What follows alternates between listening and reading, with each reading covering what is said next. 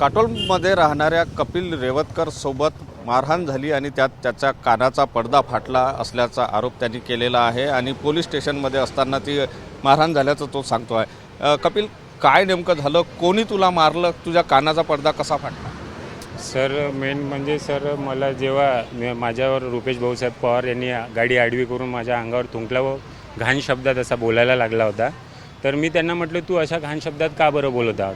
तर मी जसा त्याचा व्हिडिओ बनवत होतो सर, तर तो तिथून पडून निघाला आणि मग मी FIR द्यायला मी पोलीस स्टेशन इथे गेलो। पोलीस स्टेशनमध्ये नेमकं काय? पोलीस स्टेशनमध्ये जसं FIR द्यायला गेलो होतो सर, तर तिथे रुपेश पवार पण आला होता माझ्या मागे आणि तेथे पण तो बोलायला लागला की हा गुंडा आहे, असा आहे तसा आहे, वेगवेगळ्या शब्दात आरोप लावायला लागला। नंतर त्या पोलीस कर्मचाऱ्यांसमोर म्हणाले की मी याला तत्कार नाही देऊ देत, मी साहेबांसमोर उभा करेल। तर हा रुपेश पवार ऑलरेडी तिथे जाऊन बसला होता आणि माझ्या विरोधात पुष्कळ असे खोटे आरोप टाकू लागला होता तिथे की ज्या कामामध्ये मी आहे पण नाही। तुला मारहाण जे केली ते मारहाण कोणी केली? कोणी मारलं तुला? मारहाण म्हणजे सर जसं माझी आई चक्कर येऊन पडली होती, मी या सर्व गोष्टी माझ्या आईला सांगितल्या, तर माझी आई म्हणे या सर्व गोष्टी तू आहे नसूनसुद्धा तुझ्यावर आरोप कसे काय लागत आहे? बस या शब्द ऐकून मग आई चक्कर येऊन पडली। आईला उचलायला गेलो तर माझी मामीला म्हणाले की तुम्ही पोलीस कर्मचारी असून सहकार्य का बरे नाही करत आहात? तुला मारलं कोणी? पोलिसांनी मारलं की नेमकं कोणी? मेन तर सर मला जेव्हा मारहाण झाली तिथे सर्व आजूबाजूला पोलीस कर्मचारीच होते, तर मला नेमकं मागून मारण्यात आलं आहे आणि जोरात मारलं, तर त्यामुळे माझा कानाचा पडदा फाटला आहे। तुला काय वाटते कोणी मारलं असावं? पोलिसांनी? मला तर पोलीसवाल्यांनीच मारलं असं माझं मत आहे, कारण माझ्या आजूबाजूला सर्व पोलीस कर्मचारीच होते आणि मी सहज मामीला बाहेर नेण्याकरिता होतो। वाद काय नेमका झाला होता की ज्याच्यावरून? वादचं सर माझ्याकडनं तर काही वाद नाही, पण तो नेहमी मला टॉर्चर करत असतो सर की तू पारधी समाजाचा असून असा आहे तसा आहे, असा तो माझ्यावर खोटे आरोप टाकायचा। नंतर म्हणाला की तुझे ट्रक अडवले, माझे ट्रक अडवले, असे साहेबांसमोर बोलायचा।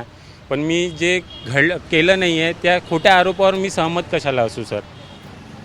आता नेमकी तुझी मागणी काय? तू वरिष्ठ अधिकाऱ्यांना भेटलेला आहे काय नेमकं? जसं माझी तक्रार घेतली नव्हती, तर मी वरिष्ठ अधिकाऱ्यांजवळ गेलो होतो 6 तारखेला। 5 तारखेला होतो, पण ते घटनास्फोटच्या दरम्यान ते काही अवेलेबल होते नाही सर, इथे काही मीटिंग असल्यामुळे।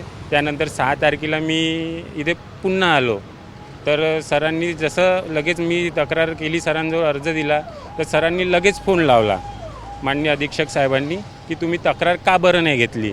तर सरांनी म्हटलं की सर त्यांची तक्रार झाली आहे, तर तुम्ही तक्रार झाली आहे तर त्यांची FIR कॉपी का बरं नाही दिली? तर सरांनी म्हटलं की तुम्ही यांना काटोल पोलीस स्टेशन इथे पाठवतो, त्यांची तक्रार कॉपी त्यांना द्या। तर माझी त्या दिवसची तक्रार त्यांनी नोंदवली।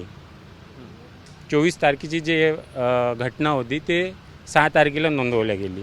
तुझी मागणी काय की ते ज्यांनी तुला मारहाण केलेली आहे, जो पोलीस कर्मचारी आहे असं मग तू म्हणतो आहे, त्यांच्यावर कारवाई व्हायला पाहिजे? हो सर, कारण माझं जे मी ज्या कामामध्ये आहेच नाही पण मला विनाकारण मारण्यात आला आहे, तर कर्मचाऱ्यांवर तर कारवाई व्हायलाच हवी। आणि जो मेन रुपेश पवार आहे यांच्या खोट्या आरोपावरच सरांनी मला मारहाण केली असं माझं मत आहे। पण जो रुपेश पवार आणि त्यांचे आम्हाला सर्व कुटुंबियांवर थोडी भीती वाटत आहे की जीवे मारण्याची धमकी हा जो पुन्हा पुन्हा देतो आहे, तर आम्हाला पुष्कळ अशी भीती वाटत आहे सर। कोण पोलीस कर्मचारी आहे ज्यांना मारलं? मला तर मागून मारण्यात आलं सर, मला तेवढं माहिती नाही, पण जी माझ्या आजूबाजूला पोलीस कर्मचारीच होते सर। नक्कीच कपिलला मारलं तेव्हा त्याला नेमकं कोणी मारलं हे माहीत नाही, मात्र मागून मारण्यात आलं आणि त्याच्यामध्ये त्याचा कानाचा पडदा फाटला। आता त्याच्यावर ज्यांनी मारलं त्याच्यावर कडक कारवाई व्हावी अशा प्रकारची मागणी तो करत आहे। कॅमेरामन साईसह सुनील ढगे, TV9 मराठी, नागपूर।